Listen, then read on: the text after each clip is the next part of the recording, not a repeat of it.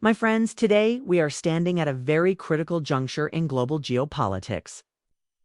A moment that has sent shockwaves through the financial markets, rattled policymakers in New Delhi, and left millions of Indian workers and exporters wondering what lies ahead. The United States, under President Donald Trump, has doubled tariffs on Indian goods, raising them to an astonishing 50%. Yes, you heard that right.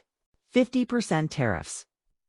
A move that will touch nearly every sector of India's export economy: textiles, leather, chemicals, jewelry, auto parts, and much more. And this decision is not just about economics. 'Tis about geopolitics, about oil, about alliances, about the clash of national interests in a world that is becoming more multipolar by the day. So today, let us explore together. What does this tariff war mean for India? How will it affect ordinary citizens, small businesses, and India's grand ambition of becoming a global economic powerhouse? And most importantly, how does India plan to cushion this massive blow? Imagine this: a textile worker in Tirupur, Tamil Nadu, who has been stitching clothes for American brands for 2 decades. Suddenly, his factory's exports face a 50% tax barrier. Will American companies still buy from India? Or will they shift orders to cheaper suppliers like Vietnam and Bangladesh? Think of the diamond cutter in Surat, Gujarat. Sparkling gems have adorned fingers and necks across the U.S. for generations. With tariffs doubled, can he still compete? Or will those orders move to Thailand? And what about the farmer in Punjab who grows basmati rice that finds its way to American supermarkets? What happens when those shipments become more expensive and less attractive to U.S. importers? This is not an abstract policy. This is real life, real jobs, real families, real futures. Now, why did the U.S. take this drastic step? The official reason? India continues to buy discounted Russian oil. Despite Western sanctions, India has emerged as the biggest buyer of Russian crude since the Ukraine war began. Washington sees this as undermining its sanctions regime and indirectly fueling Moscow's war machine. From America's perspective, India cannot have it both ways, benefiting from Western markets while simultaneously bankrolling Russian energy exports. Hence, the tariffs. But from India's perspective, things look very different. India argues, "We are a developing country with 1.4 billion people.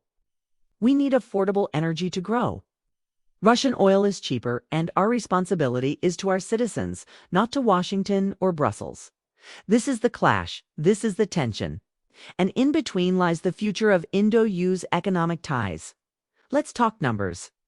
India exported goods worth over $80 billion to the U.S. last year. United States is India's largest export market.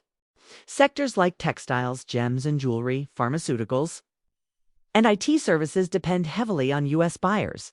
Analysts estimate that the 50% tariff could slash Indian exports to the U.S. by at least $20 to $25 billion annually. That's not just numbers on paper. That's potentially 2 million Indian jobs at risk.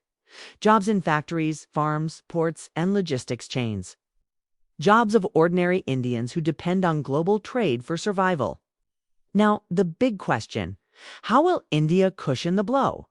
Prime Minister Narendra Modi's government has already rolled out a multi-pronged response. First, financial support packages for small and medium enterprises, the hardest hit by the tariff shock. Subsidized loans, export credit insurance, and relief schemes are being prepared. Second, diversification of markets. India is pushing aggressively into Europe, the UK, Australia, the UAE, and African countries. Already, free trade agreements with the UAE and Australia are showing results. Negotiations with the UK are in the final stages. The goal is simple: if one door closes, open 5 new ones. Third, a renewed call for Atmanirbhar Bharat self-reliant India. Modi has urged citizens to buy Indian, use Indian, support Indian. This is not just about patriotism. It is about creating a domestic demand cushion when external demand is hit. Fourth, India is investing in value-added exports. Instead of exporting raw gems, why not export finished jewelry? Instead of raw textiles, why not branded apparel? Instead of just generic drugs, why not research-driven biotech products? This is the transition India wants to accelerate. And finally, the long-term play. Rare earth minerals and strategic resources. India is launching a national critical minerals mission to reduce dependency on imports and build domestic capacity. Why? Because the future, whether it's electric vehicles, defense systems, or smartphones, depends on these resources. But beyond economics, this tariff war is also a test of diplomacy. Can India and the US, two strategic partners in defense, technology, and countering China, allow trade tensions to escalate unchecked? Or will cooler heads prevail? Remember, India is central to Washington's Indo-Pacific strategy. At the same time, America is crucial for India's tech and defense ambitions. Both sides need each other. In fact, behind closed doors, negotiations are already underway. India may look for compromises, such as gradually reducing Russian oil imports, or increasing purchases of American LNG and defense equipment to balance trade. Washington, on its part, may soften tariffs if India shows flexibility. Diplomacy is a game of give and take. And both New Delhi and Washington know that they cannot afford a rupture.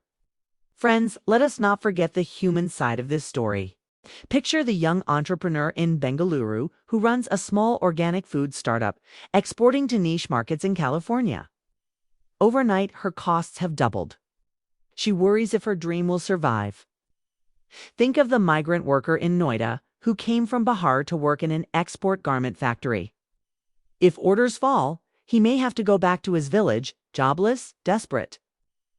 And think of the millions of Indian consumers who may soon face higher prices for imported American goods in retaliation. This is not just about geopolitics. It is about people, about lives, about hope and struggle. But here's the silver lining. Every crisis in India's history has been an opportunity for transformation. In 1991, when India faced a balance of payments crisis, it launched sweeping economic reforms. In 2020, when the pandemic disrupted supply chains, India accelerated its Make in India and digital economy revolution. Today, the US tariff shock may once again force India to rethink, reinvent, and rebuild its export strategy.